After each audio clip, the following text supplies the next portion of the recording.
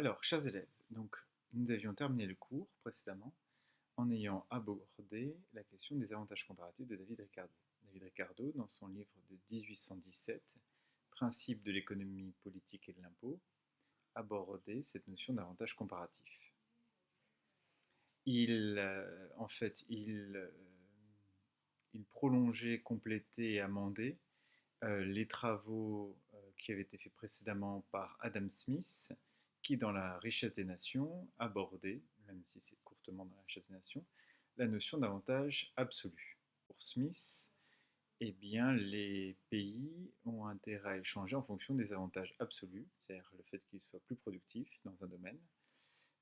Et donc chaque pays, par exemple, si un pays est plus productif dans le blé, il a intérêt à se spécialiser dans le blé et à échanger avec des pays qui seraient plus productifs, qui auraient un avantage absolu par rapport à tous les autres, donc qui seraient plus productifs que tous les autres, dans un autre domaine, par exemple le vin ou autre. Pour Ricardo, c'est différent. Ricardo évoque le fait que tous les pays ont intérêt à échanger. En effet, ce n'est plus la question des avantages absolus qui demeurent, mais des avantages comparatifs. Les pays ont intérêt à échanger selon leur plus fort avantage comparé, soit selon leur moindre désavantage comparé. Et donc deux choses. D'abord, ils doivent se spécialiser, donc c'est la première chose. Et d'autre part, échanger avec les autres pays en fonction de leur avantage comparatif respectif. Donc ça, c'est la théorie ricardienne des avantages comparatifs qui dit que tout le monde, d'une certaine manière, a intérêt à échanger. Cette théorie des avantages comparatifs, on s'est arrêté sur ça.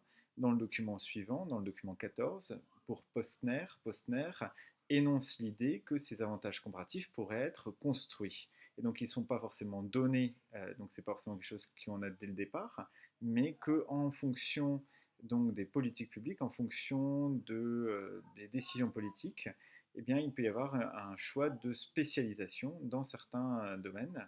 Et donc, il cite l'exemple de Singapour, de Hong Kong, de Taïwan, de la Corée du Sud, qui, en se spécialisant, qui ont construit d'une certaine manière un avantage comparatif. Le document 15 aborde la théorie HOS pour les trois chercheurs qui, dans les années 1930, ont commencé à faire des recherches sur ça, qui sont Hercher, Olin, Samuelson. C'est pour ça qu'on dit HOS. Ces trois chercheurs, donc qui ont cherché chacun de leur côté, mais qui sont arrivés aux mêmes conclusions, prolongent la théorie ricardienne. Donc pour eux, les pays ont intérêt à se spécialiser. Donc c'est bien des pays qui ont intérêt à se spécialiser. Alors, non pas seulement en fonction des avantages comparatifs, mais là, en fonction de leur dotation factorielle. Alors, c'est quoi la dotation factorielle? Que pour produire, on a besoin basiquement de deux choses, donc du travail et du capital. Par rapport à la quantité de travail qu'on a, quelle est la quantité de capital qu'on a? Donc, c'est une question relative.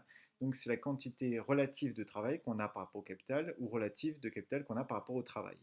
En effet, un pays peut avoir beaucoup de travail, mais s'il a davantage de capital qu'il n'a de travail, eh bien dans ce cas-là, il a une dotation factorielle qui va l'inciter à se spécialiser dans le capital. Alors pourquoi est-ce que les pays ont intérêt à se spécialiser dans le facteur de production qui leur est pour eux relativement abondant par rapport à un autre? Mais le facteur de production qui est abondant, c'est-à-dire qu'il sera peu coûteux, et donc c'est-à-dire qu'ils ont intérêt à privilégier les productions qui nécessitent principalement ce facteur de production qui est peu coûteux, parce que du coup ça veut dire que ça sera peu coûteux pour eux de produire ces biens et ces services à partir de ce facteur de production.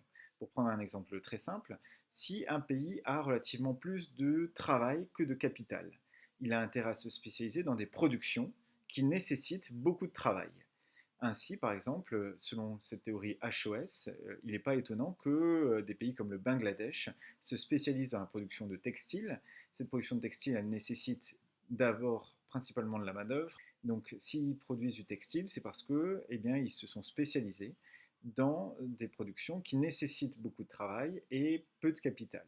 A l'inverse, des pays qui possèdent beaucoup de capital et peu de travail, ou relativement plus de capital que de travail, donc c'est bien ici cette dotation factorielle. Par exemple, il n'est pas étonnant que les pays du Nord, par exemple, se soient spécialisés dans des productions qui nécessitent beaucoup de capital, parce que ces pays possèdent davantage de capital que de travail, relativement plus de capital que de travail. Donc ça, c'est la question de l'analyse des théories HOS. Donc si je reprends le texte du document 15, Selon eux, les différentes nations sont amenées à exporter des produits qui incorporent une forte quantité de facteurs de production qu'elles détiennent en abondance et à importer les produits incorporant une forte quantité de facteurs de production dont elles sont peu dotées. Donc ça, c'est la même chose. Les pays donc, se spécialisent donc, en fonction de leur dotation factorielle et parallèlement à ça, échangent, importent ce qu'elles ne produisent pas. Dans une première partie de ce chapitre 3.1, on avait vu l'effet stylisé du commerce international. Donc quels étaient les acteurs, quelles étaient les dynamiques, quelles étaient de ce commerce international et les raisons qui les expliquaient. Dans un deuxième temps, on s'intéressait à la question de ce libre-échange, protectionnisme, et dans la première partie de ce grand 2, on avait abordé la question des théories qui justifiaient le libre-échange. Maintenant, on est dans le petit b de ce grand 2. On regarde les avantages et inconvénients des échanges internationaux pour les producteurs et pour les consommateurs. On est dans le document 16. Donc dans ce document 16, c'est la question des gains du commerce international. Quels sont les gains du commerce international? Si vous prenez la correction, on peut le synthétiser en trois domaines. D'abord, il y a un effet dit de dimension. C'est qu'en augmentant la taille des marchés, puisque désormais on ne va pas seulement échanger avec des partenaires locaux ou nationaux, mais internationaux dans le monde entier, eh bien la taille des marchés va augmenter et donc on va bénéficier de cet effet de dimension. Donc ça va accroître les quantités produites, on peut donc désormais produire pour davantage de consommateurs, et dans le cas de production qui qui ont des coûts fixes relativement élevés, eh bien plus on produit, plus le coût unitaire de production va diminuer. On appelle ça des économies d'échelle. Et donc ici, cet effet de dimension va entraîner de la croissance économique, puisqu'on augmente les quantités qu'on peut produire, puisqu'on a accès à davantage de partenaires. Cet effet de dimension, c'est le premier effet. Deuxième effet, il y a un effet de diversification, à la fois pour les consommateurs, qui ont accès à une plus grande quantité de biens et services diverses, donc pas une seule marque de chaussures, mais des centaines, idem pour différents produits. Et donc ça, c'est pour les consommateurs, un effet de diversification, puisque les produits viennent de partout dans le monde. D'autre part, il y a aussi un effet de diversification pour les producteurs, qui peuvent accéder à des biens de consommation intermédiaire, donc qui leur permettent de produire leurs biens et leurs services, qui vont eux-mêmes bénéficier de cette diversité. Donc en effet, une entreprise qui produirait des tables, par exemple, eh bien, pourrait acheter son bois à différents producteurs et bénéficier de cette diversité de ces biens de consommation intermédiaire.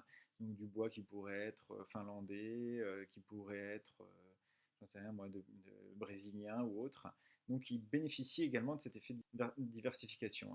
Donc ce deuxième effet qui va entraîner de la croissance économique. En effet, si les producteurs produisent à des coûts plus faibles, ils peuvent augmenter leur quantité produite. Les consommateurs vont augmenter, comme il y a de diversification, vont peut-être acheter des produits qu'ils n'auraient pas forcément achetés au départ. Et donc, ça va jouer sur la demande. Voilà, ça va pouvoir jouer sur la croissance économique. Dernier effet, il y a un effet de concurrence.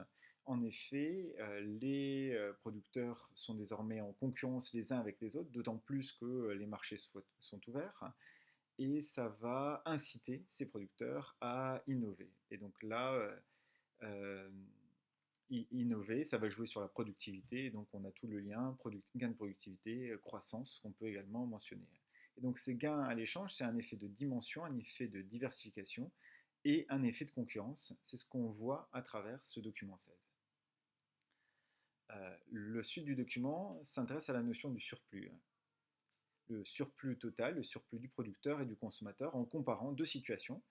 Une situation où on a un marché qui fonctionne à l'équilibre, tout simplement, et d'autre part, donc ça c'est le libre-échange, d'autre part une situation d'un marché qui fonctionnerait avec par exemple des tarifs douaniers qui augmenteraient le prix des biens et services. Et donc de voir que en fonction des situations, on a le surplus total qui dans la première situation va être plus important que dans la deuxième, puisque va apparaître en particulier une perte sèche dans la deuxième situation, mais il faudrait faire ça, apparaître ça graphiquement.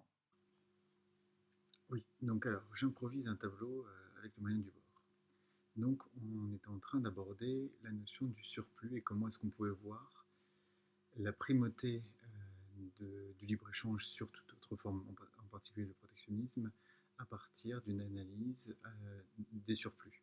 Le surplus, donc il y a deux surplus, le surplus du producteur et le surplus du consommateur. Le surplus du consommateur, c'est la différence entre le prix auquel un consommateur était prêt à payer un bien ou un service et celui auquel il l'a effectivement payé. Le surplus du producteur, c'est l'inverse, c'est la différence entre la situation entre le prix auquel un producteur était prêt à vendre son bien ou son service et le prix auquel il l'a effectivement vendu. Donc là, si on a donc des situations de marché donc classiques avec une offre et une demande, une situation de libre-échange, avec donc ici un marché, une offre qui est croissante en fonction du prix. Plus le prix est élevé, plus l'offre sera importante. A l'inverse, la demande, c'est une fonction décroissante en fonction du prix. Plus le prix va être faible, ici, plus le prix va être faible, plus les quantités demandées vont être importantes. A l'inverse, plus le prix va être élevé, plus les quantités demandées ici vont être faibles. Donc ici, à l'équilibre, on a P étoile, et ici, on a Q étoile. D'une part, ici,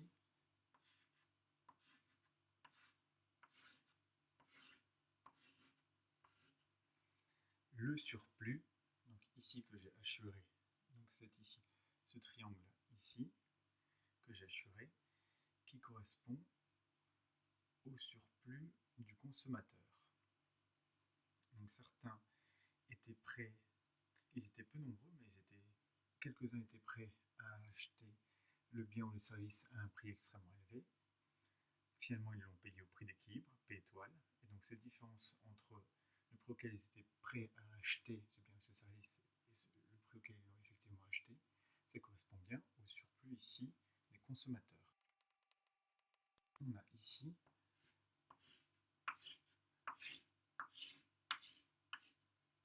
le surplus du producteur. Le surplus du producteur qui est ici, sur ce triangle-là. Ce surplus du producteur qui est la différence entre le prix auquel les producteurs étaient prêts à vendre les biens et services et le prix auquel ils l'ont effectivement vendu. Le surplus total.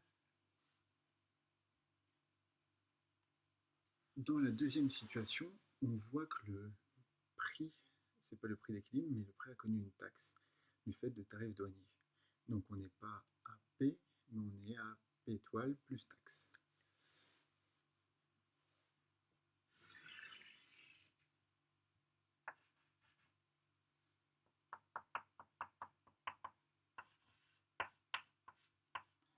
P étoile,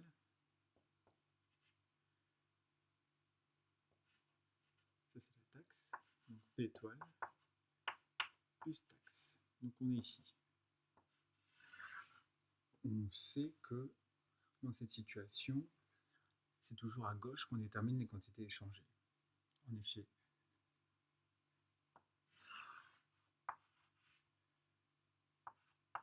s'il n'y a que 50 personnes qui demandent des biens et services, même s'ils sont 200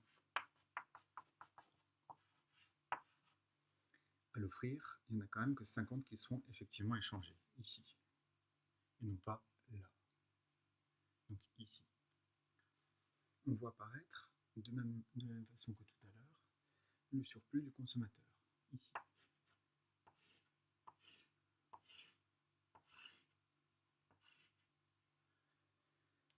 On voit apparaître également le surplus du producteur, là.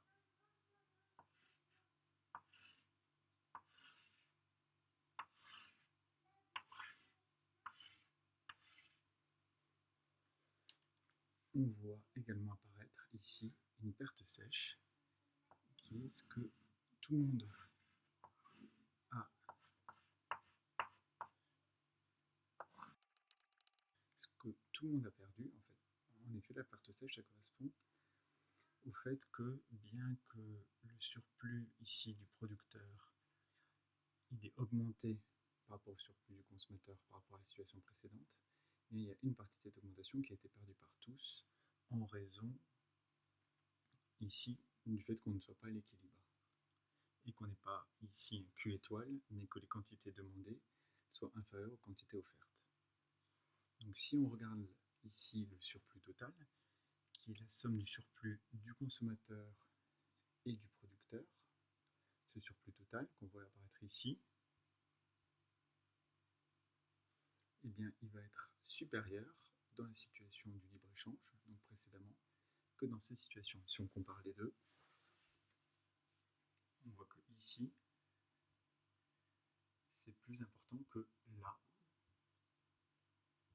en raison de l'apparition de la perte sèche. Voilà la justification graphique de la supériorité du libre-échange.